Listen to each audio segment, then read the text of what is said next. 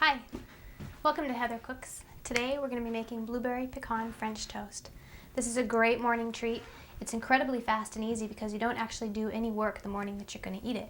You prepare everything the night before, you let it sit in the fridge overnight, and then you bake it the following morning. So all you have to do when you get up is pop it in the oven for 20 minutes and you're done.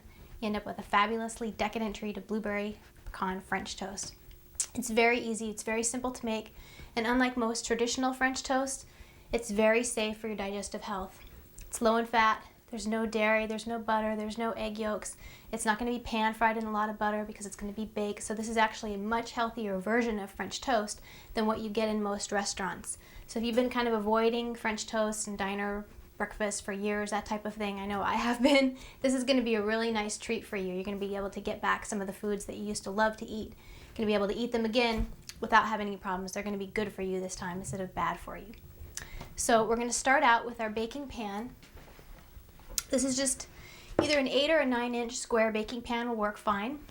We're just going to mist it a little, very lightly with canola oil. Help make the bread stick a little bit less. It won't stick too much. And then we're going to slice up our baguette, which is just sort of a loaf of French bread. You can get any kind of loaf of white bread that you like.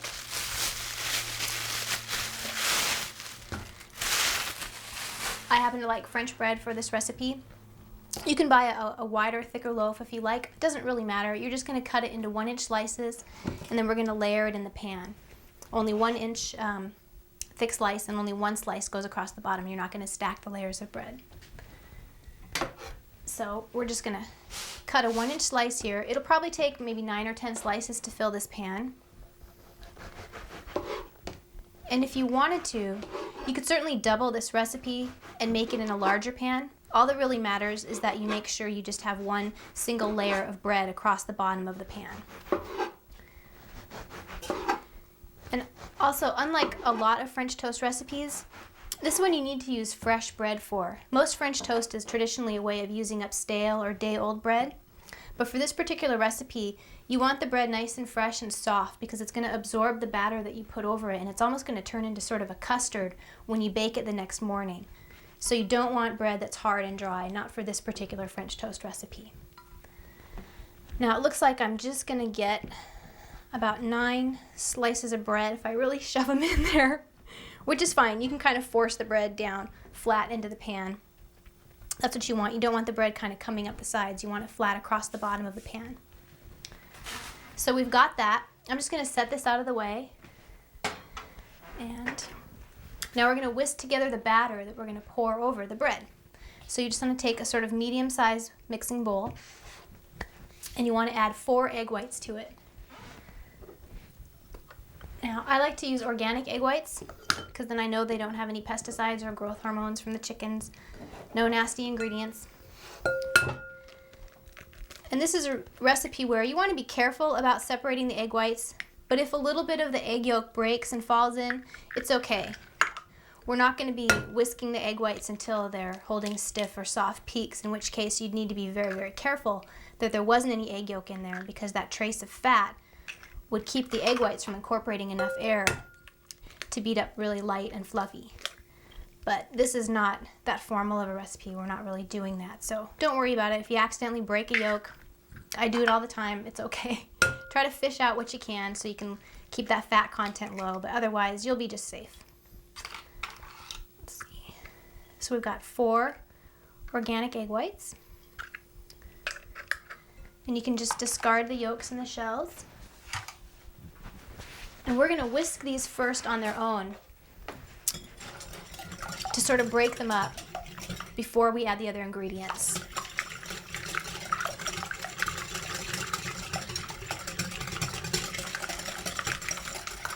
Now you just want to get them a little bit light and frothy. You don't have to whisk them for very long.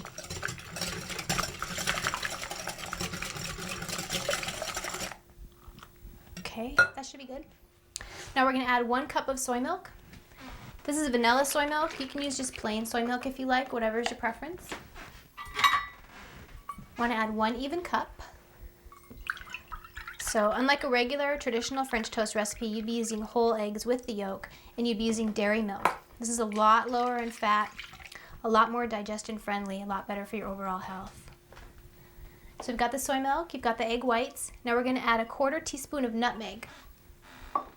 Now you can add either freshly grated nutmeg, which if you buy whole nutmeg, they look like this, and you can grate them in a nut grater, which looks like this, or a nutmeg grater, or you can just use regular already ground nutmeg, whichever you prefer.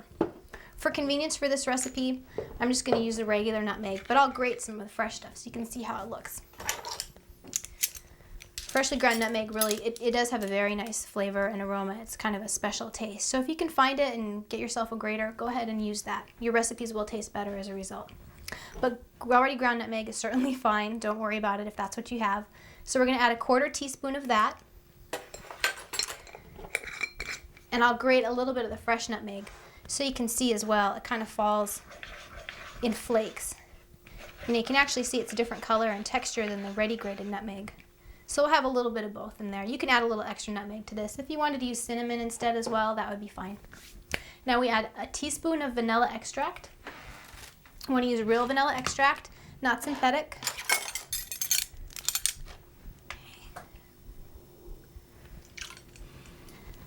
And then 2 tablespoons of brown sugar.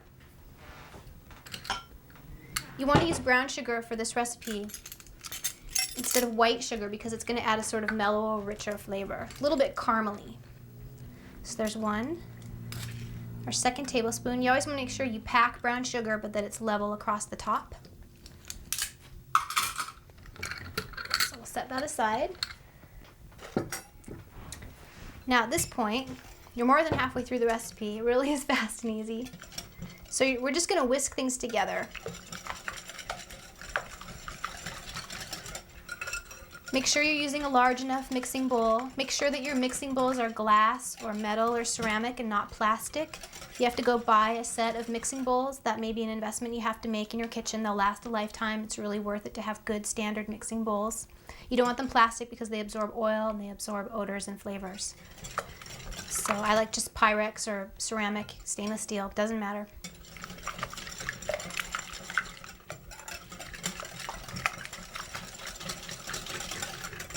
Now this is coming together nice and light and frothy.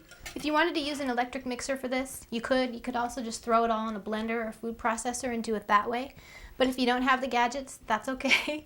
I've actually got probably every kitchen gadget there is, and half the time I don't use them because sometimes it's just faster and easier and even more fun to do things by hand. So if all you have is a whisk and a bowl, that's fine. That's all you need.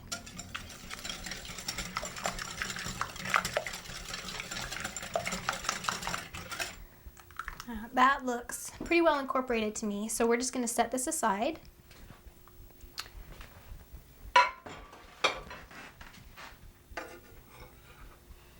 Now, what we're going to do is chop up our pecans and our blueberries for this recipe, and then we're going to add everything over the bread. And at that point, we'd be ready to refrigerate it overnight. Pretty much all of the work would be done.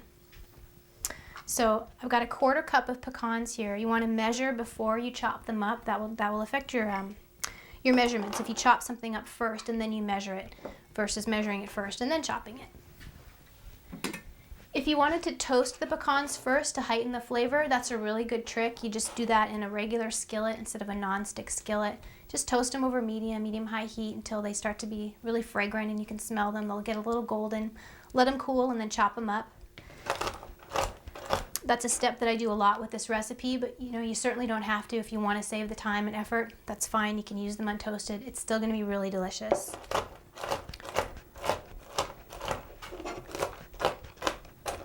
Oops.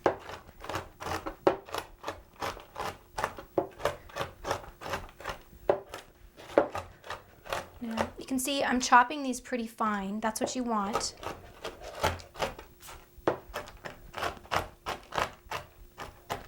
If you wanted to grind them in a nut grinder or a blender, that would be fine too.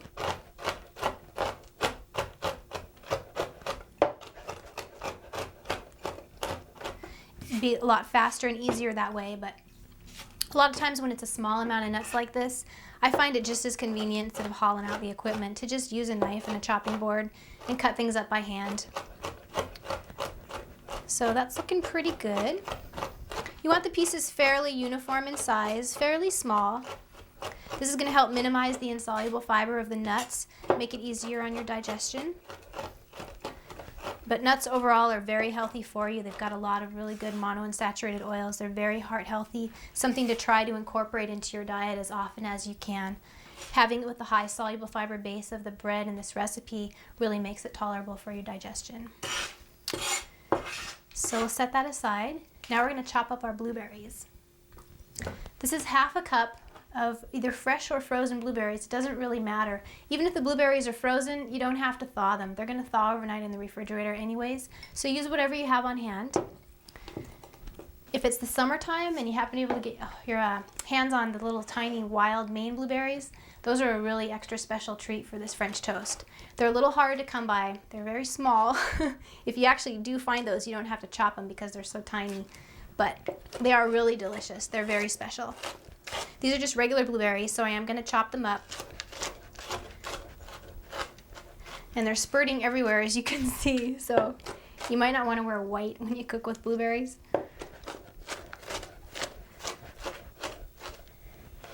And just chopping up the blueberries is going to help break the insoluble fiber of their skin. Just like it did with the nuts, it's going to minimize the risk of the insoluble fiber to the GI tract if you have any digestive disorder.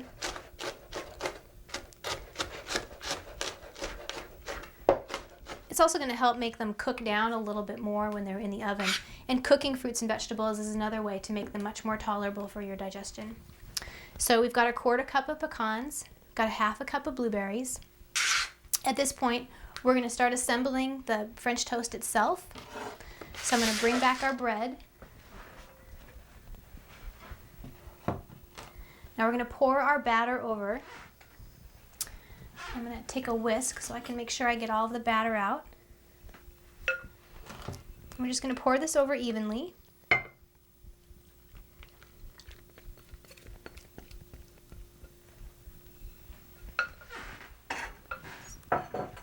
Now what you want to do is kind of push the bread slices down and then flip them over so that everything gets evenly coated with the batter. You can see there's a lot of liquid in here.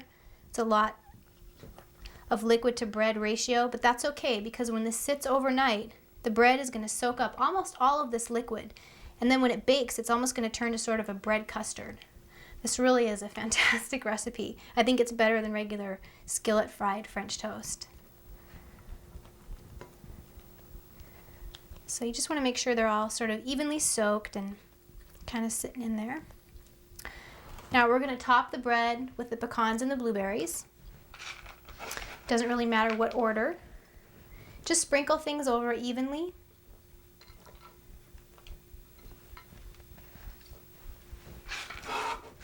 If you wanted to substitute almonds for the pecans, you certainly could. You might want to add a little bit of almond extract if you do that. Blueberry almond French toast is really good. You can also substitute cherries for the blueberries and make cherry almond French toast, or use the cherries with the pecans. There's a lot of different variations here, so use whatever fruit and nuts you prefer. Every combination I've ever tried has been delicious. You really can't go wrong. So now we're going to add our blueberries. You can see how much juice is coming out of them. And you're just going to top it evenly, kind of scatter it the same way you did with the pecans so that every slice has a little bit of fruit and nuts on it. That should be good. Now we're almost done. At this point, what we're going to do is make a little brown sugar topping. It's sort of a caramel crunchy kind of topping that goes on the French toast. And when you bake it the following morning, it'll caramelize and it'll really add a rich note to the toast itself. Oops. I'm a very messy cook. So it's almost all done. Now what we want to do, take canola oil and brown sugar and make our topping. And we just want 1 tablespoon of the canola oil and 2 tablespoons of the brown sugar. And if you like at that point, you could always add a little bit extra of the nutmeg or of the cinnamon, whatever spice you're using. So 2 tablespoons of the brown sugar. And then 1 tablespoon of the canola oil. This is pretty much all the fat that's in this recipe except for the amount of oil that's coming from the nuts. And canola oil is also heart healthy. It's monounsaturated. that's what you want. If you can't find canola oil in your area, you can use safflower oil or sunflower oil. Okay, so you just want to take a fork and kind of blend this together. This is going to be your topping for the French toast. You just basically want to stir it until it's all incorporated. And then we're just going to scatter it over the French toast, and at that point we'll be done. If you're making this in your own kitchen, it should probably come together in about 10 minutes at the most. So I'm just going to sprinkle the brown sugar mix over the French toast. And this is all going to kind of melt and make a crunchy, caramely kind of coating with the nuts and the berries. It's really delicious. You definitely won't feel like you're deprived in any way with this recipe. You're certainly not going to miss the whole eggs or the whole milk or even recognize that there's no butter or dairy in it. It's just going to be really delicious. So we're pretty much done. Now at this point, what we would do is cover it with saran wrap and put it in the refrigerator overnight. Then when you get up the next morning, almost all of this liquid will have absorbed. It's almost going to look like a custard at that point. And it's going to become a custard pretty much when you bake it. You're going to want to bake it at 400 degrees Fahrenheit. So just get up in the morning and preheat your oven. And when that's done, take the plastic wrap off, pop it in the oven. It'll bake for about 20 minutes. You'll know it's done when the blueberries are kind of bubbling and all the liquid has released from them. So I've got a finished batch in the oven that should be done right about now. I'm going to pull it out, and you'll see what the finished product looks like. The stuff is really, really incredible.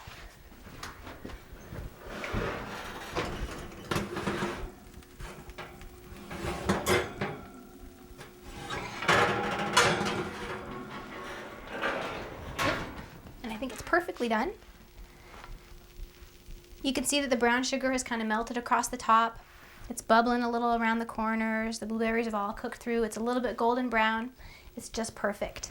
You can also see how much puffier it is than in the batch before we cooked it. That's because the bread has absorbed all that liquid and almost turned into like a bread pudding. So I'm going to cut a little piece of this. It's very hot. And you'll see what the finished product looks like.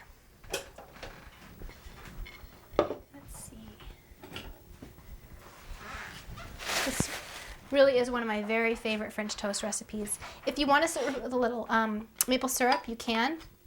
You can also cook some blueberries in maple syrup. Just bring it to a boil and then strain out the blueberry skins and you'll basically have blueberry syrup. That's really good. I think this recipe is fabulous just as it is. I don't think it even needs syrup.